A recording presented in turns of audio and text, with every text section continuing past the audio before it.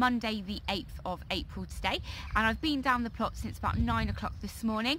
I've peeled back all of the plastic from my first plot, which is plot 22, and as usual, I've revealed the beautiful soil that is underneath, and I have been digging trenches for potatoes, and it's the first ever time that I've dug potato trenches, so I'm so excited to see how growing in the ground for the first time ever works for me, really, because I know quite a lot of you are actually growing potatoes in buckets for the first time ever this year, so we'll see how we get on.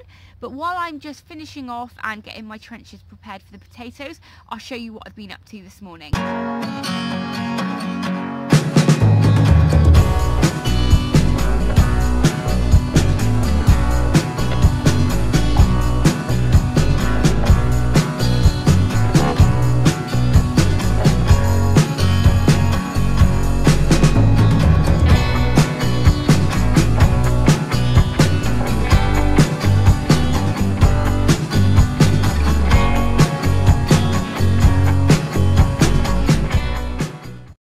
So I know that I always say the same thing every time I peel back the plastic on this plot, but I really am lucky that the soil is in absolutely amazing condition. It's a little bit stony, but that's not really a problem unless I'm planning on growing carrots, which I have enough other growing space not to worry about having carrots here.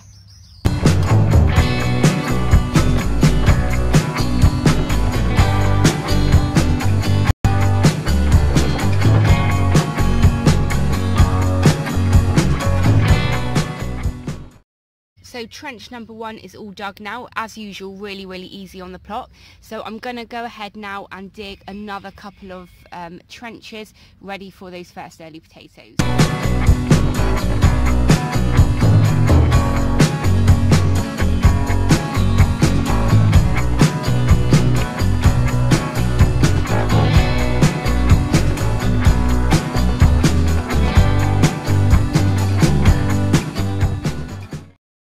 Here are the trenches that I've dug this morning for my potatoes. The potatoes that I'm going to be planting today are rockets. One little bit of advice though, if this is the first year you're growing potatoes in trenches, when you dig the trenches, just make sure you've got some string or something so you can make sure you're doing it in a straight line, because all of these trenches are slightly wonky. So before I plant out my potatoes today, I'm just going to give a sprinkling of wood ash along all of the trenches, and this will help prevent scab forming on the potatoes as they grow. I'm really lucky that I've got 2 log burners at home, so I'm able to utilise all of that wood ash on the allotment. I used it on my alliums when they all went in the autumn, and then I've done a top dressing on there since. If you have a multi-fuel stove though, and you burn coal or anything other than wood ash, then you can't use that on the allotment, so just make sure that you dispose of that in the correct way.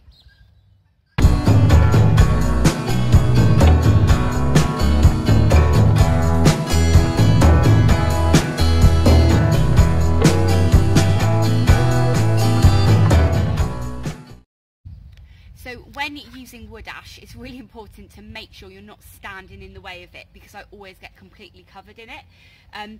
It's also really not good to be breathing in, so just make sure you're not downwind of it when you're sprinkling it like I do. So the first early potatoes that I'm going to be growing this year are called Rocket. I got these in Wilko's back in the beginning of February, I think now, and they've been chitting on a windowsill ever since. Now some of them have already gone into the polytunnel in buckets, and some have already gone in a pot over there. My last frost date is around about the end of April, and many of the local gardeners don't actually put their potatoes out until kind of, you know, the 3rd week of April, so I'm still a little bit early now, but I just can't wait, and I've got so many other potatoes to go in. I think I probably have still around about 100 to go in the ground, so I just have to get these in now. So when you plant your potatoes, it's really important to make sure that the chits are pointing upwards, and I'm going to space these about 5 to 6 inches apart.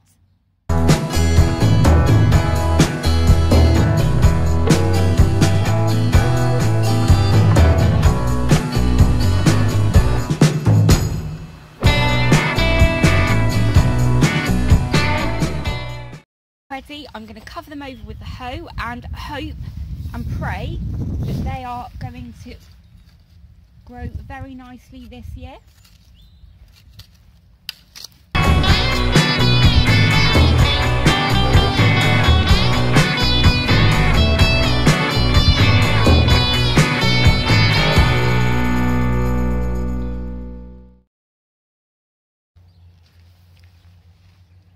And there you have it, my first lot of first earlies are in the ground. I'm so happy that I managed to get this task done today. Here is proof. I always get covered in mud whenever I do any type of gardening. Now with the rocket, they only filled up 2 of the trenches, so I have a 3rd trench there that I can put some more potatoes in. I have some Charlotte that will probably go in there tomorrow, so that's great. You may have noticed I've not put any fertiliser in the trenches, just apart from some of that wood ash. The reason being, I don't really have a budget at the moment to be buying any fertilisers, but also I can look at that later when they start growing, and I can, you know, give them a liquid feed, hopefully a homemade one. But yeah, there you go. Thanks very much for watching today. If you're new to my channel, thanks very much for watching. I hope you've enjoyed it, but please, if you are new, hit that subscribe button and ring the bell to be notified of all of my latest videos. Like I always say, I have so much planned, so yeah, please stick around. Thanks very much for watching. Take care. Bye.